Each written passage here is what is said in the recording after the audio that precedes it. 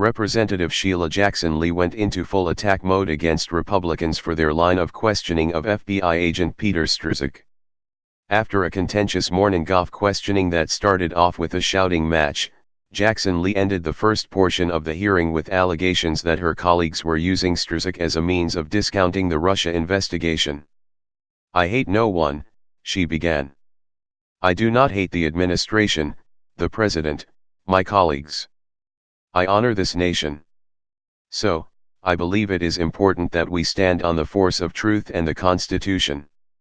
In the oversight of these two committees, it is unfortunate that none of these committees, Judiciary or Oversight, have decided to pursue more precious or more important issues than asking about Hillary Clinton's emails. Meanwhile," she noted, "thousands of children on the border are being stolen away from their families and the President of the United States is meeting with a foreign adversary." Foreign policy scholars are aghast that this president, one who famously refused to read his briefing materials, will be meeting with Mr. Putin. In addition, "We're wasting time on the Clinton investigation rather than investigating the role that Russia played in the 2016 elections," she went on. "Unanimous and unassailable assessment of the intelligence community is that the Russians helped President Donald Trump over Hillary and intended to harm her." She even cited that the Republican-controlled Senate Intelligence Committee agreed with that assessment. "Unfortunately, the President and House Republicans do not agree," she continued. "The leader of Russia is known to have sanctioned murder of dissidents, jailed journalists, and this is the president who is described as easy to meet with. Neither the Judiciary Committee or the Oversight Committee has investigated the president, indicating whether he can pardon himself. So, here we are, Mr. Strzok, to ask you questions." She recalled watching him in the closed session hearing and said that he seemed to be a credible witness who loves America. "Did anything you did or say in 2016 change the fact that Trump campaign associate Carter Page was under counterintelligence surveillance going back to 2013? Anything that you did, yes or no?" He answered no.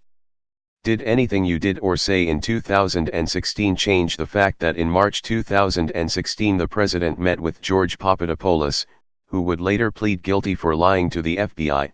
she asked. He answered no. "Did anything you did or say in 2016 change the fact that Donald Trump Jr. met with agents of the Russian government in Trump Tower in 2016, she asked. Again, he answered it did not. "Did anything you did or say in 2016 change the fact that the president asked Russians to hack into Hillary Clinton's emails, she asked. He, again, said no. "Did anything you did or say in 2016 change the fact that Paul Manafort, who has pleaded guilty, in fact, that in July 2016 that Paul Manafort changed the GOP party platform at the 2016 GOP convention in order to benefit Russia or change the platform?" she asked, holding up Manafort's mugshot. As a fact check, she incorrectly stating that Manafort has pleaded guilty. As of Thursday, he has not. "Ma'am," without saying whether or not that's accurate, "no," he replied. "Did anything you did or say in 2016 change the fact that in May George Papadopoulos was drunk in a London bar, bragging about how Russians had dirt on Hillary Clinton?" she asked. Without confirming that's accurate or not, "No," he said. "Did anything you do or say change the fact that when Donald Trump was presented with dirt on Hillary Clinton, he responded, 'I love it,'" she asked. Again, "Ma'am, only commenting on public accounts of that, no," he said. "Did anything in the IG report change the fact that Donald Trump Jr. was communicating with WikiLeaks' Julian Assange about the timing of releasing emails designed to harm Hillary Clinton?" she asked. Again he replied it did not.